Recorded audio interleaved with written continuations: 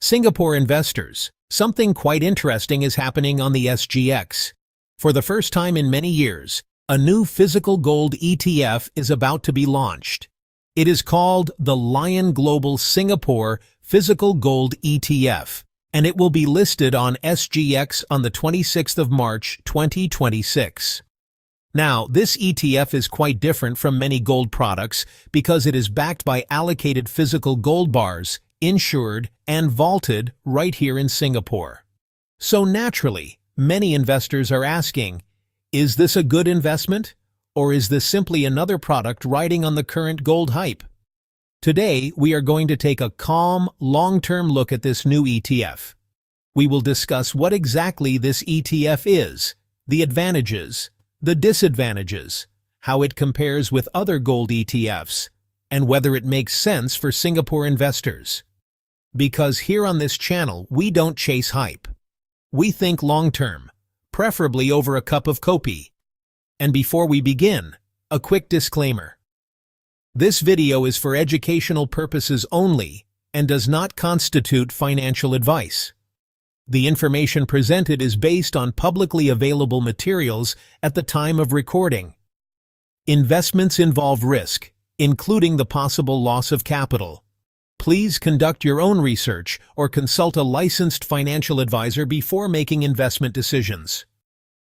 Chapter 1. How this gold ETF is structured.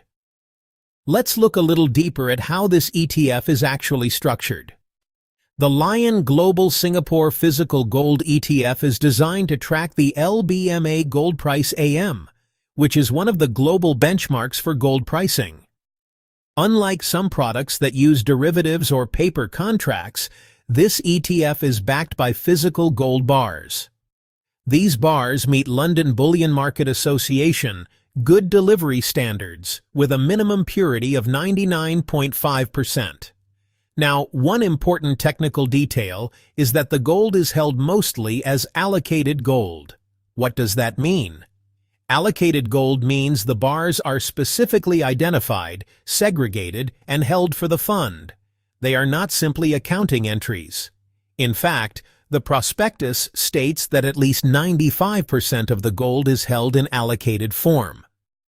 A small portion, up to 5%, may be held in unallocated form to facilitate daily liquidity and redemptions. In practical terms, this means the ETF is still overwhelmingly backed by real physical gold bars. Those bars are held by the custodian, Standard Chartered Bank, and stored in Freeport Singapore, a high-security vault facility often described as the Fort Knox of Asia. The gold holdings are also fully insured. Each unit of the ETF therefore represents a fractional interest in those physical gold holdings, while still allowing investors to buy and sell easily on SGX. So, from a structural standpoint, this ETF is essentially trying to combine institutional-grade gold custody with the convenience of an exchange-traded product. Chapter 2. Why gold is becoming popular again. But before we talk about the ETF itself, it's worth asking a bigger question. Why is gold suddenly back in the spotlight? Several long-term macro trends are driving this. First, inflation and currency concerns. Over the past decade, many countries have expanded money supply significantly.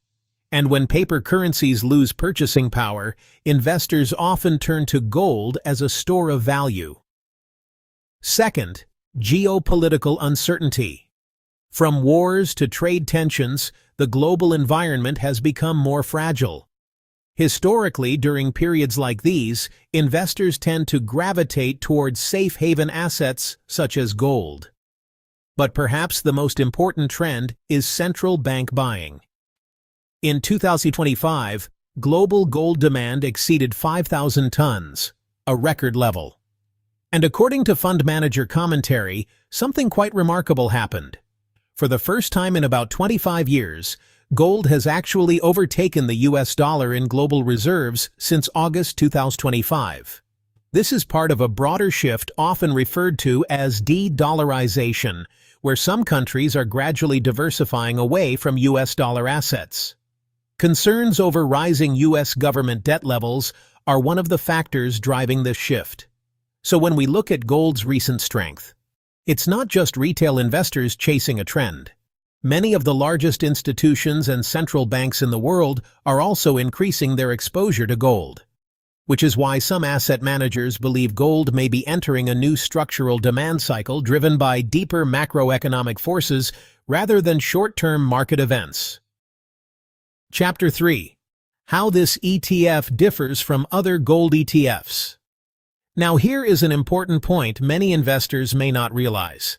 Not all gold ETFs are the same. Many global gold ETFs provide price exposure to gold, but they may store their gold overseas. For example, some well-known gold ETFs store gold in London, New York, or Switzerland. The new LionGlobal Singapore Physical Gold ETF is slightly different. Its gold is stored in Singapore vaults. That may not seem like a big difference, but for some investors it matters. Singapore is known for strong rule of law, political stability, and a secure financial system. Another difference is insurance coverage. This ETF emphasizes that its allocated gold holdings are fully insured. In addition, the ETF is structured to hold investment-grade physical gold bars, each meeting LBMA standards. From a practical perspective, both this ETF and other gold ETFs give investors exposure to gold prices. But the key differentiator here is the local custody and insurance structure. In other words, this ETF combines physical gold ownership with the convenience of an SGX-listed ETF. Chapter 4. Advantages of this new gold ETF. Let's now talk about the advantages. First advantage, physical gold backing. Unlike some products that rely on derivatives, this ETF holds allocated physical gold bars. Each bar has a serial number and verified weight. That means the exposure is tied to real gold holdings. Second advantage, stored in Singapore. Most gold ETFs store their gold overseas. This ETF stores gold right here in Singapore. For investors who prefer local custody, that provides an additional layer of comfort. Third advantage, fully insured gold holdings. The ETF states that the gold is insured against theft, damage, and loss. If you buy gold bars yourself, insurance can be complicated. Fourth advantage, low entry cost. Buying physical gold bars usually requires large amounts of money. But this ETF allows investors to start with around $5 per unit. That's about the price of a Copio at a neighborhood coffee shop. Fifth advantage, liquidity and convenience. Because it trades on SGX, investors can buy or sell gold exposure easily through their broker. No need to visit gold dealers. No need to worry about storage. Chapter 5. Disadvantages investors must understand. Now let's talk about the disadvantages. Because every investment has trade-offs. First, gold produces no income. Gold does not pay dividends, it does not generate rental income, it does not produce cash flow. The only way investors benefit is if the price of gold rises. For investors who focus on passive income, this is an important consideration. Second, the opportunity cost of your Kopi money. Many viewers on this channel invest in Singapore banks or REITs that can generate 4 to 6% dividend yield. So every dollar allocated to gold is a dollar not producing income. In other words, gold may help with diversification, but it does not contribute to the monthly Kopi money that many income investors value. Third, gold can stagnate for long periods. While gold often performs well during crises, there have been extended periods where prices moved very little. For example, between 2011 and 2018, gold prices were largely flat, while equities continued to grow. Fourth, management fees. This ETF charges around 0.39% annually. That is reasonable, but over long periods it still creates a small drag on returns. Fifth, currency risk. Even though the ETF can be traded in Singapore dollars, the underlying gold price is actually denominated in US dollars. This means if the Singapore dollar strengthens significantly against the US dollar, the value of gold in SGD terms could fall, even if the global gold price stays the same. Finally, liquidity considerations. Because this ETF is new, trading volumes on SGX may initially be lower. That could lead to slightly wider bid-ask spreads compared with larger global gold ETFs. So while gold can be useful as a portfolio diversifier, investors should understand these trade-offs clearly before allocating capital. Chapter 6. How gold fits into a portfolio. So where does gold actually fit in a long-term portfolio? Most institutional investors do not treat gold as a core growth asset, and they certainly do not treat it as an income asset. Instead, gold is typically used as a portfolio diversifier. Think of it as a defensive component rather than the engine of returns. Historically, some studies suggest that allocating around 5 to 10% of a portfolio to gold may help reduce overall volatility during periods of market stress. In other words, gold can sometimes act like portfolio insurance. But here is a very practical point for Singapore investors. Many portfolios here are heavily invested in local banks and REITs, companies like DBS, OCBC, UOB, or popular S-REITs. These assets are often sensitive to interest rates and economic cycles. When interest rates move sharply, or when the property market weakens, these sectors can be affected at the same time. Gold, however, tends to move on different drivers.